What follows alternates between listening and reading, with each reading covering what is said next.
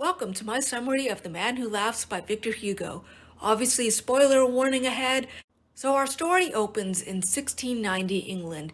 We meet Ursus, a peddler, a philosopher, and a very grumpy misanthrope, but he's amazing. You're gonna love Ursus. And he also has a pet wolf named Homo, which he named as a pun on the Latin phrase Homo homini lupus, man is a wolf to man. That summarizes Ursus. He respects wolves. We then cut to the seashore where a group of vagabonds are hastily loading a ship. They're obviously anxious to get out onto the ocean, even though they see that there's a storm brewing. And helping them is a little boy who, once the supplies are all loaded, they throw him onto the shore and leave him there and sail off onto the sea. And the little boy, having nothing better to do, turns and starts walking to find shelter. Night falls, there's no moon or stars in the sky. He gets caught in a raging snowstorm. He just keeps walking, trying to find somewhere, and he sees a corpse hanging from a gallows. He is so desperate to stay warm, he takes the shoes off the corpse and puts them on his own feet. He keeps walking. He finds a woman who's frozen to death, and in her arms is a little baby girl who is barely alive, but the little boy takes the girl with him, and they stumble into the town of Weymouth. The little boy knocks on all the doors and windows. No one answers. He travels through the town and is about to enter the empty wilderness again when he sees Ursus's caravan. And Ursus takes him in, and while Ursus is warming the children, giving them fresh clothes and food to eat, he notices that the little boy has been disfigured with his mouth cut into a permanent smile, and he realizes that the little girl is blind. 15 years later now, in 1705, our group of heroes are now performing a traveling play where the little boy, now grown up, named Gwynplaine, displays his face, and the little girl, now grown up, named Dea, which means goddess in Latin, assists Gwynplaine in the shows, and so do Ursus and Homo. They're a wonderful little family traveling together. They are just adorable, and Gwynplaine and Dea have fallen in love. But this being a Victor Hugo novel, the happiness he sets up never lasts for long, so find out what happens in part 2. We move from the countryside carnivals to the royal palace, where we meet several new characters. The first is Lord David Dirry-Moir, a nobleman who, typical of a rich guy in his 40s, is living his life like a crazy college student. He spends most of his time partying with the people, dressed as a sailor and known to them as Tom, Jim, Jack. And Lord David has an interesting past. His father was Lord Linnaeus Clancharlie, an aristocrat who supported Oliver Cromwell and the Republic of England. And Victor Hugo doesn't necessarily say why. Personally, I see Lord Clancharlie as a dreamer, a poet at heart, a guy who could see the Enlightenment coming. But Victor Hugo does say, hey, Lord Clancharlie was no Puritan because he sired Lord David out of wedlock. And King James II came to Lord David and said, hey, I know you're of illegitimate birth. I just had a daughter who was of illegitimate birth. If when she's old enough you marry her, sure, that's all you have to do. Everything will be okay, and you will inherit your father's estates like you were his legitimate son. And Lord David's like, sure, I'll do that in 20 years. I mean, I know there were these rumors that my dad married in self-exile and had a kid with his wife, but I'm sure that's nothing. And James II is like, yeah, sure. So that's where we are now. 1705, David is in his 40s, and his betrothed, Duchess Josiana, is in her 20s, and she's hot stuff. Everyone knows she's hot stuff in the palace, and her half-sister, Queen Anne, is super jealous of her because of that, and Josiana is just so bored with being a duchess. It just, bores her to tears, and it's just such an awful life. She longs to know what a fall from grace is like, but how can that ever be when she's up on this high pedestal, so untouchable? If only something would just reach up and Drag her down to the depths. Seriously, Josiana is out of her fucking mind. She's like if Princess Jasmine was just cuckoo for Cocoa Puffs. There's also this servant in the palace named Barkilphedro, who acts like the personal servant to all three of them, Lord David, Josiana, and Queen Anne. And since Josiana has been so kind to him, Barkilphedro is like, well, of course now I have to ruin her because, he's just that kind of dude. And maybe he's also a little bit in love with her. One day, Josiana and David are attending a boxing match, and Josiana says to him afterward, I thought that would relieve my boredom, but it didn't. And David says to her, there's only one thing to relieve boredom, Gwynplaine. Oh? Asked Josiana.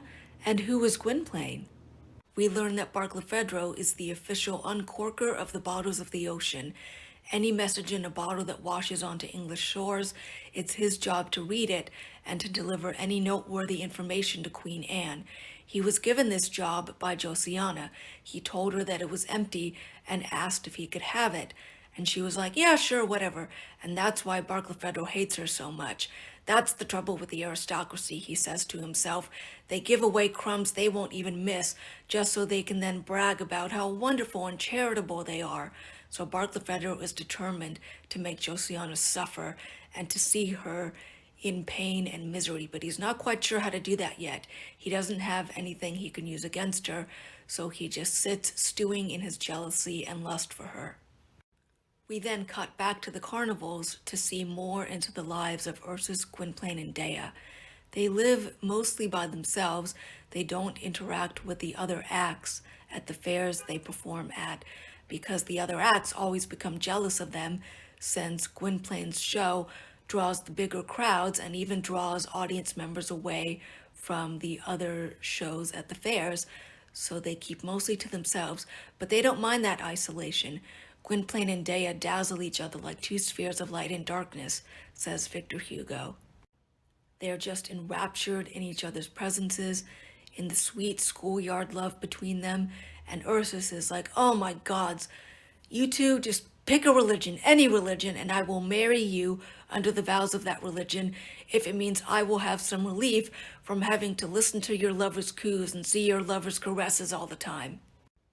And of course, Day is like, what do you mean, Ursus? We're already married, 'cause this book was written in the 1800s, and good girls and girls with disabilities weren't supposed to have a clue about what happens once a couple's married. As for Gwynplaine, he's nervous about Ursus's suggestion of him marrying Dea, because when Gwynplaine looks at the crowds, he can compare himself to other men, and when he looks at the women in the crowds, even just making eye contact with them, they either laugh more at him or are openly disgusted, so Gwynplaine feels he doesn't have the right to love Dea since she can't see him. This emotional conflict, however, is about to get kicked up a notch because as they're traveling the countryside and earning more and more money, Ursus starts to get greedy and he says to his children, my dears, we must go to London, to Southwark Fair. With our heroes arriving in London, they take up residence at Southwark Fair, specifically at the Tadcaster Inn, and the same routine that happens wherever they go quickly happens in London. The other acts of the fair quickly become jealous of them, and at first they simply try to heckle them from the audience, but that doesn't work because our heroes have a new friend in the audience, a regular of their performances, a sailor named Tom Jim Jack, and when hecklers start heckling, he settles things with his fists. They don't know much about him except for he's a sailor, and yet he somehow mysteriously manages to leave them a big pile of money at the end of every performance. And they're like, well, cool, we have a new friend, awesome. But the other acts are determined to make them leave, so they team up with the local priests who are also angry at Ursus, Gwynplaine, and Dea because they thin out their congregations on Sundays. So they decide to lodge an official complaint with the Archbishop of London, who will take it to the Queen, and they find a law that says it's illegal to display a wolf on stage. So they say, oh look, they do have a wolf on stage, perfect, that's our excuse. So they write the complaint and send it to the Archbishop, and the complaint either just sits on the Archbishop's desk or he does take it to the Queen and it just sits on her desk. Inaction of the government is the only thing that saves our heroes, says Victor Hugo. That's the English way. Our heroes, however, don't know about the complaint. They're adjusting to life in London, and Gwynplaine becomes even more brooding because the difference between the opulence of the city and the city's poor is something he's never seen before. He's only grown up in countryside fairs, and he starts to wonder, even out loud after their performances, what can be done for the poor? And Ursus is like, dude, shut up. I've taught you to be a wise philosopher, but your wisdom will do you no good if your head ends up on a pike. Ursus then reveals that as a young man, he once worked for a lord, a nobleman named Lord Marmaduke, and when he started to speak out for the poor, he was thrown into Bedlam. So that's why he's like, look, you can be a philosopher, but keep all that wisdom in your head. Only let out little bits, and be very careful with what you say, otherwise they'll throw you in the madhouse. Meanwhile, at Barkilphedro's office, a message in a bottle arrives that was adrift on the sea for a long time. Barkilphedro reads it, and when he sees the contents, he says, "This is it. This is how I can get back at the Duchess." And he immediately takes the message to Queen Anne. Back at the fair, there's a little balcony across from the performance space that Ursus sets up for the nobles. We're in London. We must prepare for the gentry, he says, and the gentry does come. Our heroes have been in London for quite a while now, and they're like, hey, we're a big sensation in the big city. We don't need to go anywhere for a while. And Gwynplaine continues to try to speak out on behalf of the poor, even though Ursus warns him time again not to. And one day, he points out someone in the crowd, a man dressed from head to toe in black and carrying a black staff.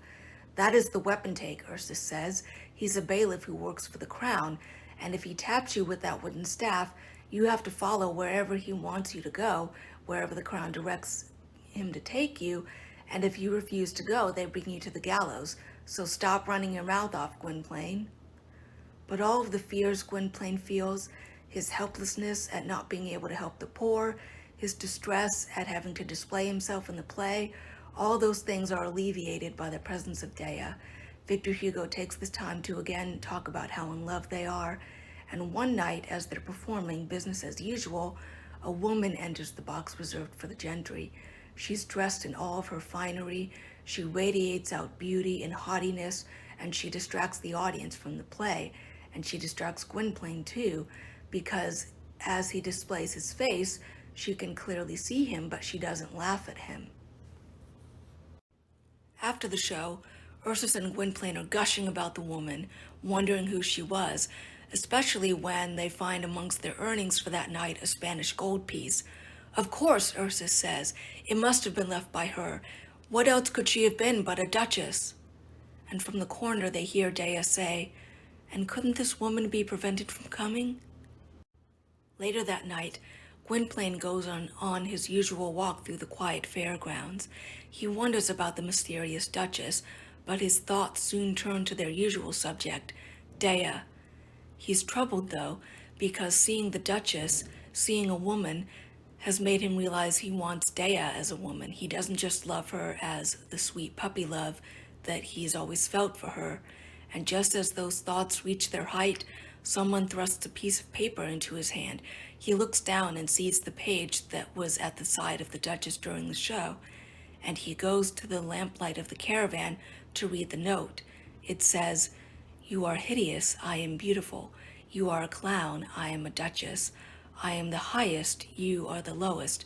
I love you, I desire you. Come." Gwynplaine spends a sleepless night looking over the note, and as he reads it over and over, it starts to go to his head. A woman who can see him wants him. A duchess who could have her pick of any lover wants him, Gwynplaine, disfigured and socially below her though he may be. And he goes back into the caravan and tries to get some sleep, but he can't sleep with all those thoughts running around in his head. And again, just as they reach their height, the door to his room opens, and Dea is standing there. "Gwynplaine, are you asleep? Breakfast is ready," she says, and at the sight of her, all thoughts of the Duchess vanish, and Gwynplaine gets up for the day reassured that Dea is the only woman he needs.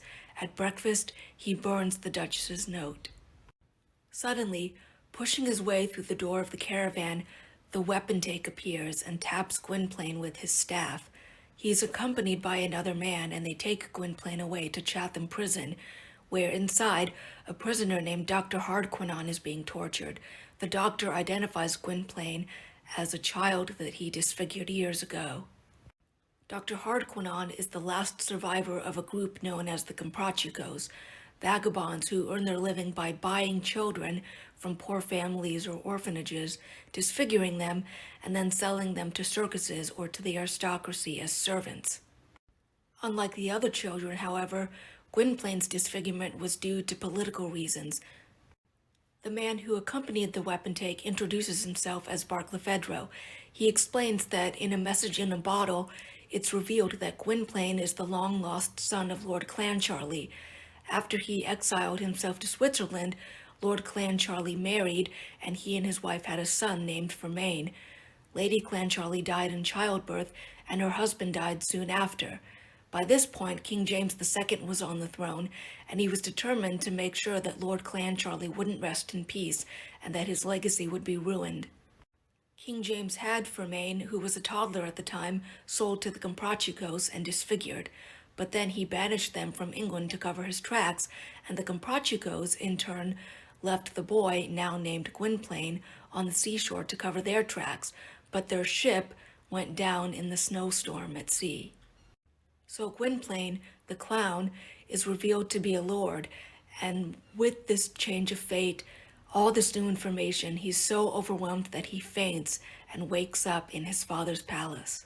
Gwynplaine wakes up in his father's palace, and Barkilphedro is there to tell him all about the castles and estates and all the political power he now will inherit.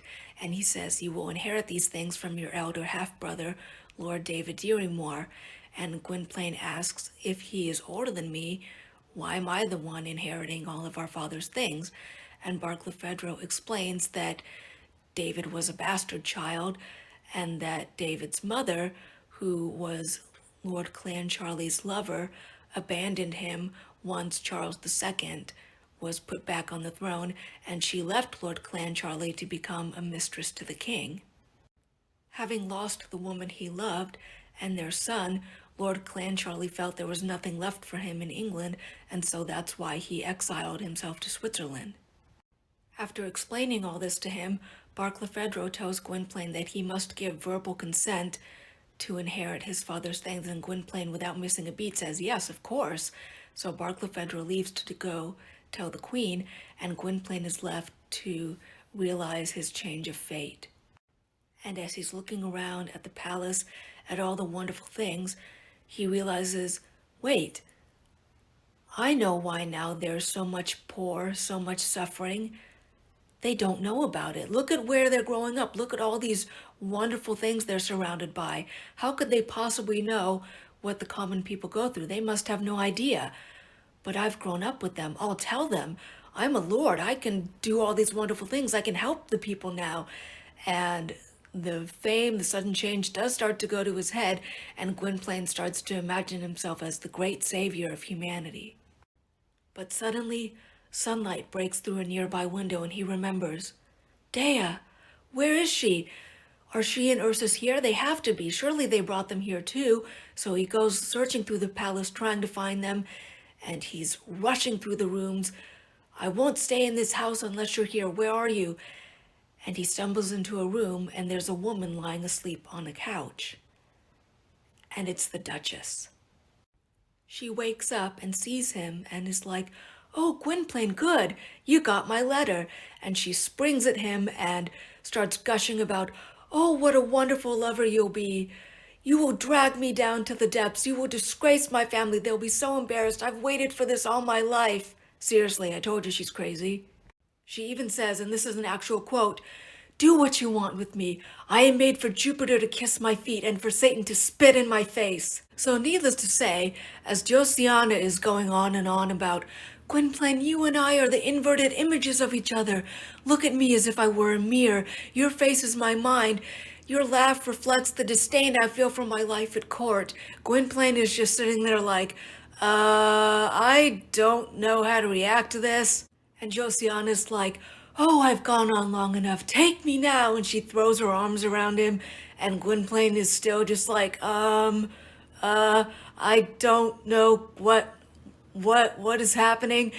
And the scene is interrupted, thank the gods, by the sound of a little bell ringing on the wall. It's a compartment for discreetly delivering letters. Adapters, take a note of this.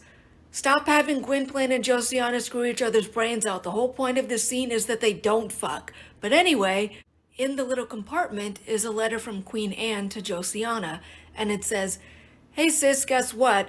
Turns out Lord David isn't the rightful heir to the Clan Charlie estates. This guy named Gwynplaine is, so you're gonna marry him instead."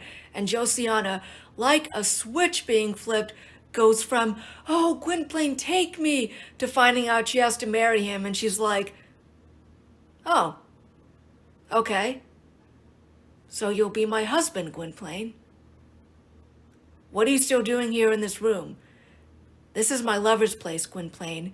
You will be my husband, and I hate you." And she just leaves, and that's the last we ever see of her in the novel. We never see Josiana again. So, bye-bye, you crazy bitch. We love you. So Gwynplaine is left sitting there, what the fuck just happened, when he hears someone enter the room, and he looks up and sees a man dressed in nobleman's clothes, but he still recognizes him. "Tom, Jim, Jack, what are you doing here?" "This is my house." "No, it's not, it's my house." So they go back and forth, and they discover that they're half brothers. Tom, Jim, Jack is actually Lord David, which of course we knew all this time, but Gwynplaine didn't. And surprisingly, Lord David is super chill about being dispossessed of all his father's things. He's like, whatever, my mom left me a bunch of stuff too, so I'm good. Barkilphedro then finds Gwynplaine and says, "My lord, the queen has given you this big bag of money to start off your new life. What do you want me to do with it?" And Gwynplaine says, "Go take that to Ursus." So Barkilphedro leaves, but you can tell he's got something up his sleeve, and of course he's delighted at the fact that Gwynplaine and Josiana will marry, because he thinks that Josiana will be humiliated at having to marry a former clown.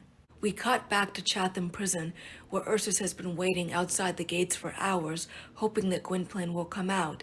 Instead, a coffin carrying Dr. Hardquanonne, who died soon after identifying Gwynplaine, is brought out, but Ursus obviously thinks Gwynplaine is in the coffin.